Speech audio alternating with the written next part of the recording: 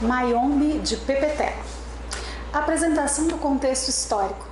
Conhecer Mayombe não é apenas mergulhar no literário, é mergulhar no histórico, no social, no humano, nada belo por sinal. É a história de um pequeno grupo de guerrilheiros que lutam pela independência de Angola diante de seu colonizador. Portugal surge de forma desromantizada nesta narrativa. A expectativa de que o autor nos mostre guerrilheiros única e exclusivamente comprometidos com o ideal da independência é quebrada. Afinal, antes de tudo, são humanos, homens e mulheres que lutam por um mesmo ideal coletivo, mas também traem, choram, mentem. No romance, tudo ganha o peso do contexto da luta pela independência, o que torna as relações quase sempre tensas. Conhecendo o contexto geográfico. Um livro que retrata os desafios e contradições entre militantes que lutaram pela independência de Angola, país colonizado por Portugal nos anos de 1970. Publicado originalmente em 1980, Mayombe foi escrito durante a participação do escritor angolano Arthur Carlos Maurício Pestana dos Santos, o Pepetela, na Guerra de Libertação da Angola na década de 70. Ele recompõe o cotidiano dos guerrilheiros do Movimento Popular de Libertação da Angola, o MPLA, em luta contra as tropas portuguesas. O romance inovador aborda as ações, os sentimentos e as reflexões do grupo e as contradições e conflitos que permeavam as relações daqueles que buscavam construir uma imagem nova da Angola, livre da colonização. Foco narrativo. A obra é organizada em 6 capítulos, nos quais há variação do foco narrativo. Um narrador onisciente e onipresente se intercala com as personagens, guerrilheiros do MPLA, no papel de narrador da história. Com isso, Pepetela demonstra que nem mesmo a revolução se organiza como um conjunto, sendo enxergada de forma diferente e conflitante pelos seus próprios membros. Cada um desses observadores participantes, com origem, ideologia, visão e propostas bem próprias, possui também ideais distintos que os impedem de lutar pela mesma unidade libertadora. Tempo. O Mayombe começa com um comunicado de guerra. Eu escrevi o comunicado e o comunicado pareceu-me muito frio, coisa para jornalista. E eu continuei o comunicado de guerra para mim. Assim nasceu o livro.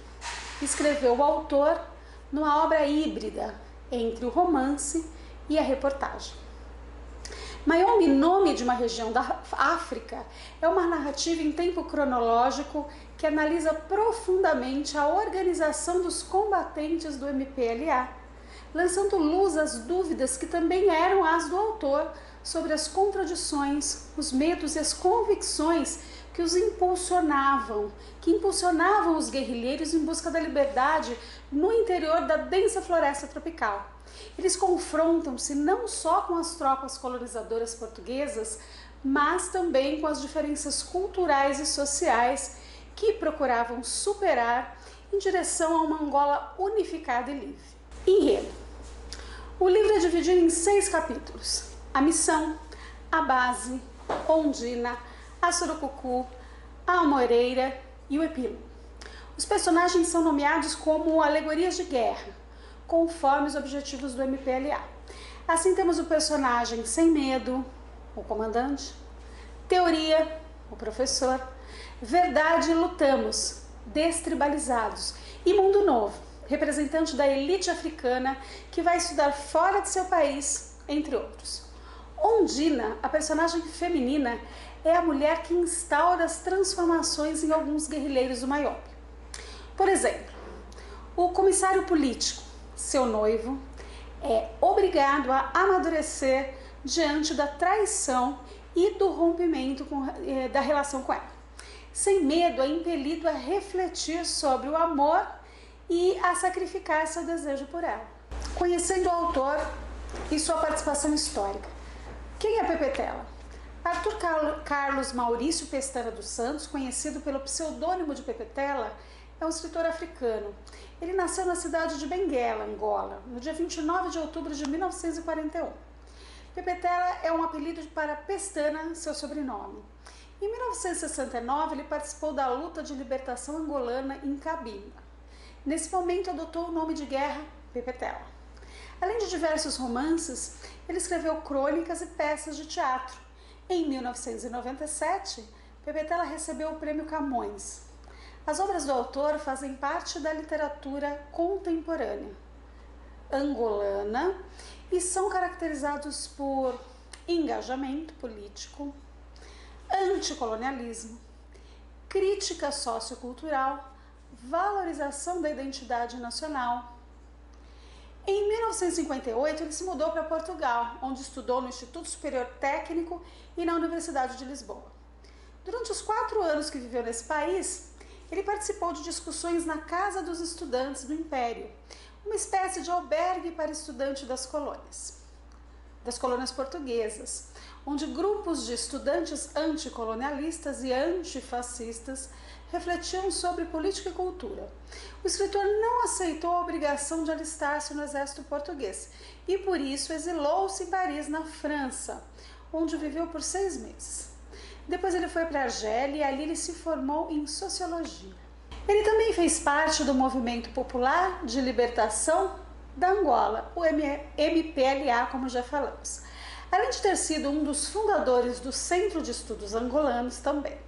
Assim, de 1969 a 1974, ele tomou parte na luta armada e, como guerrilheiro, ele era chamado de Pepe Tela, Pestana em Umbundo, uma língua bantu, nome de guerra que se transformou em seu pseudônimo literário.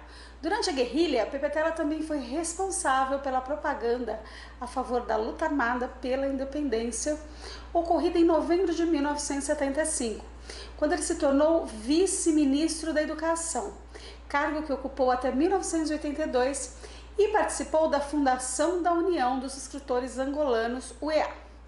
Então passou a trabalhar como professor de Sociologia na Universidade de Luanda, além de se dedicar à escrita literária e se tornar o primeiro escritor angolano a receber o Prêmio Camões, como já falamos.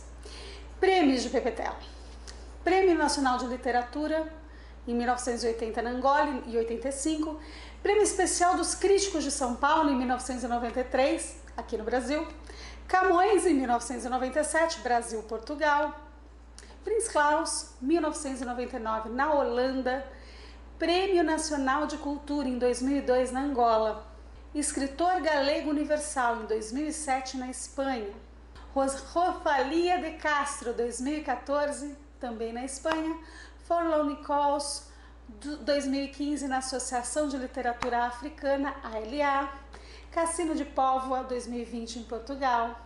Estilo literário de Pepe Tela: Pepe Tela é um autor da literatura contemporânea, angolana, e suas obras apresentam as seguintes características: engajamento político, crítica sociocultural, nacionalismo crítico, ficção histórica, ironia, utopia versus distopia, anticolonialismo, realismo social, crítica à corrupção, valorização da identidade nacional, revisitação de fatos históricos da Angola com criticidade, constante referência aos mitos tradicionais angolanos, tentativa de problematização da formação identitária de Angola, uso recorrente de figuras de linguagem, prosa tendendo à linguagem poética, fluxo narrativo tendendo à mescla de focos narrativos em uma mesma obra, personagens complexos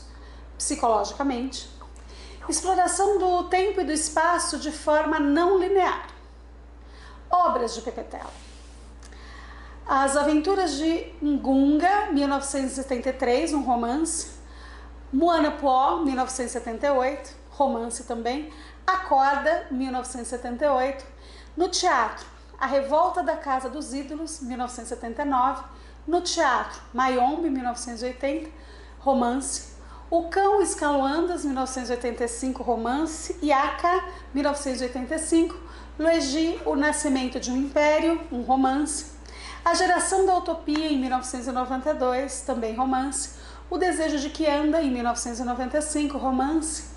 Parábola do Cágado Velho, em 1996, também romance. A Gloriosa Família, em 97. A Montanha da Água Lilás. Jaime Bond, Agente Secreto, 2001, também romance. Jaime Bond e a Morte do Americano, em 2003, romance também. Predadores, em 2015. O Terrorista de Berkeley, Califórnia, 2007. O Quase Fim do Mundo, em 2008. Contos de Morte, em 2008, são contos. O Planalto Steppe, em 2009, também um romance. Crônicas com Fundo de Guerra, em 2011, livro de crônicas. A Sul, O Sombreiro, 2011. O Tímido e as Mulheres, um romance. Crônicas Mal Dispostas, em 2005, crônicas. Se o Passado Não Tivesse Asas, em 2016. Sua Excelência de Corpo Presente, em 2018, também um romance. O romance, estrutura e narradores. Mayombe é constituída por 6 capítulos, como já falamos, a Missão, a Base, a Ondina, a Surucucu, a Amoreira e Epílogo. Personagens. Os personagens que fazem parte desta obra são Teoria, professor da base pertencente ao MPLA, é filho de um português com uma africana. Comissário, um dos líderes políticos do MPLA, chamado João. Chefe de operações, um dos líderes do MPLA. Sem Medo, o comandante do MPLA. Lutamos, guerrilheiro do MPLA. Verdade, guerrilheiro do MPLA. Motiel Anvanua, guerreiro do MPLA. Ecuicui, guerrilheiro do MPLA. Panguá Quitina, guerrilheiro também. Milagre, guerrilheiro do MPLA. Ingratidão do Tuga, outro guerrilheiro. Veuê, guerrilheiro do MPLA. Mundo Novo, guerrilheiro. André, primo do comandante, responsável pelo envio de alimentos à base. Ondina, professor e noiva do comissário. Personagens principais. Comandante Sem Medo e comissário, político João. O romance também se estrutura em parte na relação entre os dois personagens. Os dois têm uma relação de mestre-discípulo que está presente tanto nos momentos de proximidade como nos momentos de conflito. O envolvimento de Ondina com os dois personagens também faz parte dessa relação entre mestre e discípulo. A trajetória completa da aprendizagem do discípulo deixa bem marcada a sua transformação. Ele começa sem identidade, nomeado por sua função dentro da estrutura de comando, e humaniza-se e passa a ser chamado João. Por fim, depois do rompimento e da reconciliação no momento final, ele acaba de assumir o papel que estava reservado ao mestre. Resumo por capítulo. A história do livro tem como cenário Angola nos anos 70, período que marca as lutas pela independência do país. No primeiro capítulo, intitulado A Missão, os guerrilheiros no Movimento Popular de Libertação da Angola, o MPLA, chegam à selva de Mayombe. O intuito principal ali era lutar com os exploradores que estavam retirando madeira da região e preparar uma emboscada para atacar o exército colonial. Nesse momento, eles raptaram alguns dos trabalhadores. O intuito não era feri-los, já que eles eram africanos também. Assim, o comandante explicou para eles sobre a exploração de suas terras e os benefícios que recebiam os portugueses ou colonizadores. No dia seguinte, todos foram libertados. E na emboscada preparada pelos guerrilheiros, alguns adversários ali foram mortos. No entanto, saíram antes, visto o número de pessoas que estavam no exército dos colonizadores. Já o segundo capítulo, intitulado A Base, faz referência à base de guerrilheiros do MPLA, que foi construída na floresta de Mayombe. Chegam ao local 8 novos guerrilheiros. E nesse momento da obra, nós começamos a notar algumas divergências entre os ideais do comissário e do comandante. Isso deixou alguns guerrilheiros preocupados com o foco dessa operação. Por fim, eles entenderam. A falta de alimento foi um dos momentos narrados pelo autor. André, primo do comandante, era encarregado de levar alimentos à base. Despreocupado com a situação dos guerrilheiros, o André acabou levando mantimentos para poucos dias. E esse fato deixou o comandante muito incomodado. O terceiro capítulo recebe o nome da noiva do comissário, Ondina. O relacionamento deles era complicado. Ela era professora e lecionava na cidade de Doissier. Ambos fingiam ter atração e prazer sexual um pelo outro. A base dos guerrilheiros sofria com a ausência do abastecimento de mantimentos. E claro, as discussões e desentendimentos entre os chefes e os guerrilheiros aumentavam cada vez mais. Com isso, a ideia de tirar André de sua posição era mais importante.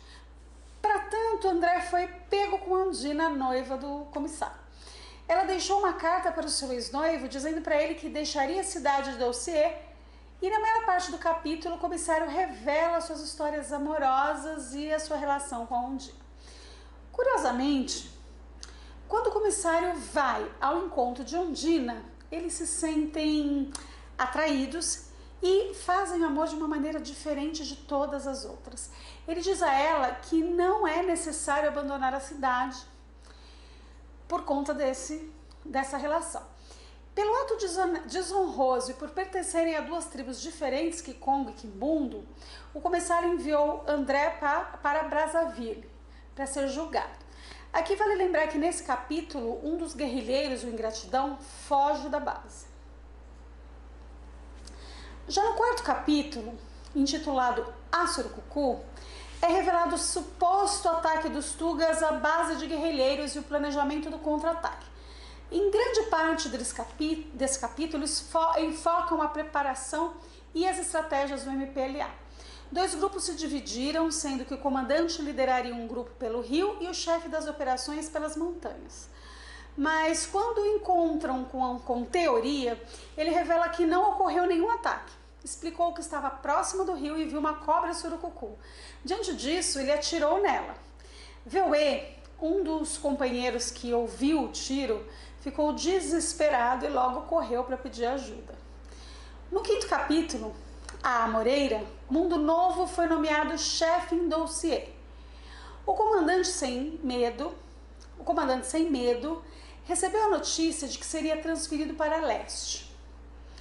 O comissário ficou encarregado de chefiar o ataque aos Tugas no pau caído. O grupo de guerrilheiros seguia em direção ao pau caído. Eles dormiram próximo do local que seria atacado pela manhã. A maior parte do ataque correu como esperado, de forma que eles conseguiram atingir grande parte da base dos colonizadores. No entanto, Lutamos, da tribo dos Cabindas, foi morto e 2 guerrilheiros ficaram feridos.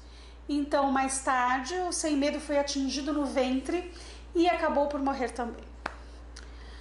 O nome Amoreira faz referência a um dos pensamentos de Sem Medo antes de morrer, que comparou seu tronco único com os homens. Por fim, o comissário ordenou que cavassem um túmulo para os 2 mortos ali mesmo. Além disso, fez questão de ressaltar que 2 homens de tribos diferentes, Cabinda e Kingongo, foram mortos para salvá-lo. Ele que era de outra tribo, um Quimbundo. E no epílogo da obra, o comissário reflete sobre a morte do comandante Sem Medo. Por fim, ele é enviado para leste no lugar do comandante. Análise da obra. O romance Mayombe se aproxima de um texto documental ou de reportagem. Isso porque Pepe Tela nos apresenta as lutas entre os guerrilheiros angolanos e as tropas portuguesas durante a libertação do país.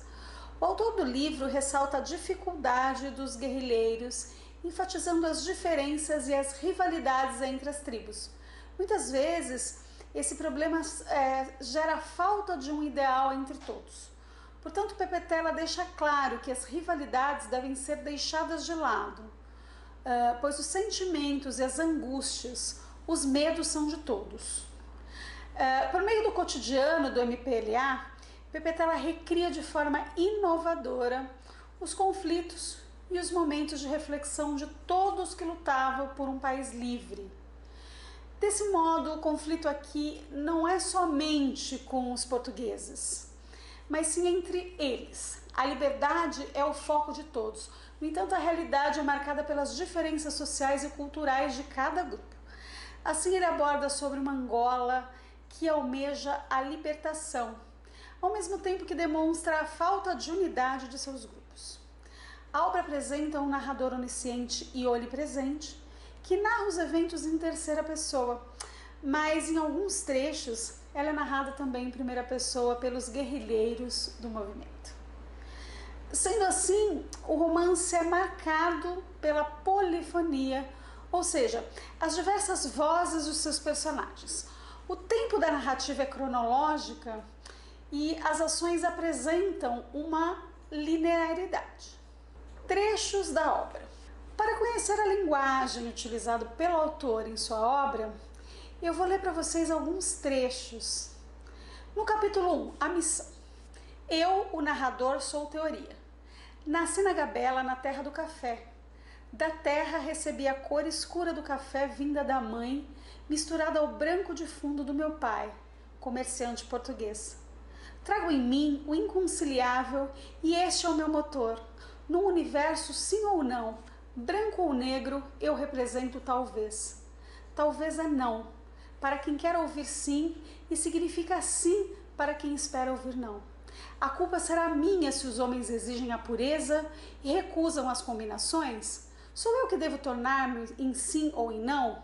Ou são os homens que devem aceitar o talvez?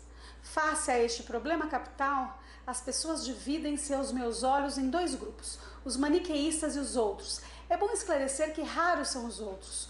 O mundo é geralmente maniqueísta. Capítulo 2. A base. O Mayombe tinha aceitado os golpes dos machados que nele abriram uma clareira. Clareira invisível do alto dos aviões que esquadrinhavam a mata, tentando localizar nela a presença dos guerrilheiros. As casas tinham sido levantadas nessa clareira e as árvores, alegremente, formaram uma abóboda de ramos e folhas para encobrir. Os paus serviram para as paredes. O capim do teto foi transportado de longe, de perto do lombe. Um montículo foi literalmente escavado e tornou-se forno para o pão. Os paus mortos das paredes criaram raízes e agarraram-se à terra e às cabanas, tornaram-se fortalezas. E os homens vestidos de verde tornaram-se verde como as folhas e castanhos, como os troncos colossais. A folhagem da abóbada não deixava penetrar o sol e o capim cresceu embaixo, no terreiro limpo que as ligava às casas. Ligava não, separava com o amarelo, pois a ligação era feita pelo verde. Capítulo 3. Ondina. O amor é assim. Se torna igual, a paixão desaparece. É preciso reavivar a paixão constantemente. Eu não o sabia ainda, deixei-me convencer pela vida sem histórias que levávamos. Vês a vida de um empregado de escritório em Luanda? Está bem que tinha o trabalho clandestino. A Lélia começava a interessar-se. Estudávamos juntos o marxismo. Mas sentimentalmente tínhamos parado. Chegamos à estabilidade. A culpa foi minha que me acomodei à situação, que não me apercebi que a rotina é o pior inimigo do amor. Mesmo na cama nos tornamos rotineiros. Depois apareceu o outro, metido a poeta, fazendo-lhe versos, falando bem. Tocou na corda sentimental dela. Toda a mulher gosta de ser a musa de um poeta. Capítulo 4. A Surucucu. Também eu, Ondina, isso é que me enraivece. Queremos transformar o mundo e somos incapazes de nos transformar a nós próprios. Queremos ser livres, fazer a nossa vontade. E a todo momento arranjamos desculpas para reprimir os nossos desejos. E o pior é que nos convencemos com as nossas próprias desculpas. Deixamos de ser lúcidos, só covardia. É medo de nos enfrentarmos. É um medo que nos ficou dos tempos em que temíamos Deus, ou o pai, ou o professor. É sempre o mesmo agente repressivo. Somos uns alienados. O escravo era totalmente alienado. Nós somos piores. porque nos alienamos a nós próprios. Há correntes que já se quebraram, mas continuamos a transportá-las conosco, por medos de as deitarmos fora e depois sentirmos nus. Capítulo 5. A amoreira.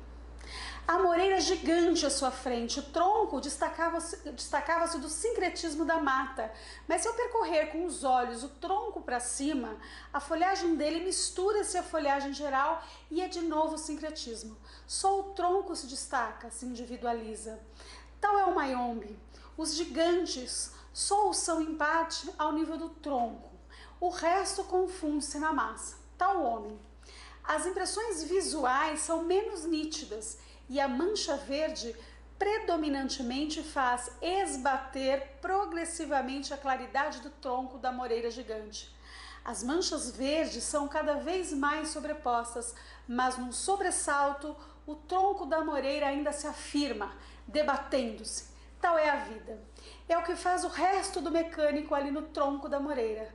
Sorri para mim. Capítulo 6. Epílogo. O narrador sou eu, o comissário político. A morte de Sem Medo constituiu para mim a mudança de pele dos 25 anos, a metamorfose. Dolorosa como toda metamorfose, só me apercebi do que perdera, talvez o meu reflexo 10 anos projetado à frente, quando inevitável se deu. Sem Medo resolveu o seu problema fundamental. Para se manter ele próprio, teria de ficar ali no Mayombe. Terá nascido demasiado cedo ou demasiado tarde. Em todo caso, fora do seu tempo, como qualquer herói de tragédia. Eu evoluo e construo uma nova pele. Aos que precisam se inscrever para despir a pele que não lhes cabe já.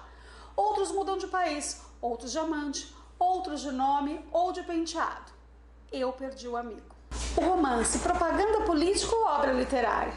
Mayombe é um romance político porque o seu assunto é a guerra revolucionária de independência, uma forma de ação política. Von Clausewitz, um estudioso alemão de atividade bélica, disse que a guerra é a continuação da política por outros meios. Sendo um romance político, alguns leitores talvez possam ver nele também um romance partidário, ou seja, escrito em defesa de um determinado grupo ou pensamento político, sobrevalorizando esse grupo sobre outros, o que lhe daria um possível caráter de propaganda e, em consequência, talvez diminuísse o seu valor literário. Será que é isso que acontece com Mayombe? Embora o romance tenha, de fato, um ponto de vista partidário, no sentido de assumir uma posição francamente declarada, duas, aliás, contra o colonialismo português e a favor do MPLA, ela se distingue da literatura de propaganda porque permite uma pluralidade de vozes e assume uma postura crítica que não hesita em apontar contradições e defeitos dentro do seu próprio partido. As dúvidas de Sem Medo a respeito do futuro político da Angola independente, são um exemplo disso, como podemos ver no trecho abaixo, em que fala o comandante Sem Medo num diálogo com o comissário político. Evidentemente, comissário, compreende-me bem. O que estamos a fazer é a única coisa que devemos fazer. Tentar tornar o país independente, completamente independente, é a única via possível humana. Para isso tem de se criar estruturas socialistas. Estou de acordo. Nacionalização das minas, reforma agrária, nacionalização dos bancos, do comércio exterior, etc, etc. Sei disso, é a única solução. E ao fim de certo tempo, logo que não haja muitos erros nem muitos desvios de fundos, o nível de vida subirá. Também não é preciso muito para que ele suba. É, sem dúvida, um progresso. Até aí estamos de acordo. Não vale a pena discutir. Mas não chamemos socialismo a isso, porque não é forçosamente. Não chamemos Estado proletário, porque não é. Desmistifiquemos os nomes. Acabamos com o feiticismo dos rótulos. Democracia nada, porque não haverá democracia. Haverá necessariamente, fatalmente, uma ditadura sobre o povo. Ela pode ser necessária, não sei. Outra via não encontro, mas não é o ideal. É tudo o que sei. Sejamos sinceros com nós próprios. Nós vamos chegar ao 100%, vamos ficar nos 50%. Por que então devo dizer ao povo que vamos ao 100%? Esse é um trecho do capítulo 2, que se chama Base. Embora haja, com as mortes de Sem Medo e de Lutamos, uma celebração quase romântica do herói que dá vida pela causa, o que também inclui uma didática lição contra o tribalismo, em nenhum momento os personagens são idealizados. Suas contradições, qualidades e defeitos estão presentes no romance, tornando essas figuras dotadas de complexidades humanas muito além de meras figuras de propaganda política. Sobre a questão do tribalismo, os intelectuais têm a mania de dizer que somos nós, os camponeses, os tribalistas, mas eles também o são. O problema é que há tribalismo e tribalismo. Há o tribalismo justo, porque se defende a tribo que merece, e há o tribalismo injusto, quando se quer impor a tribo que não merece ter direitos. Foi o que Lenin quis dizer quando falava de guerras justas e injustas. É preciso sempre distinguir entre o tribalismo justo e o tribalismo injusto, e não falar à toa. A esse, vamos contrapor um trecho do solilóquio do personagem Muatianvua. Eu, o narrador, sou Muatianvua, que antes de entrar na guerrilha, fui marinheiro. Querem hoje que eu seja tribalista? De que tribo? Pergunto eu. De que tribo, se eu sou de todas as tribos? Não só de Angola, como da África. Não falo o Sefonil. Não aprendi o Roas. Como nigeriano? Qual é a minha língua? Eu que não dizia uma frase sem empregar palavras de línguas diferentes? E agora que utilizo para falar com os camaradas, para dele ser compreendido? O português. A que tribo angolana pertence a língua portuguesa? Eu, Motianvua, de nome de rei, eu que escolhi a minha rota no meio dos caminhos do mundo. Eu, ladrão, marinheiro, contrabandista, guerrilheiro, sempre à margem de tudo, mas não é a praia uma margem? Eu não preciso de me apoiar numa tribo para sentir a minha força. As rivalidades entre os grupos étnicos são um dos temas mais constantes neste romance, né?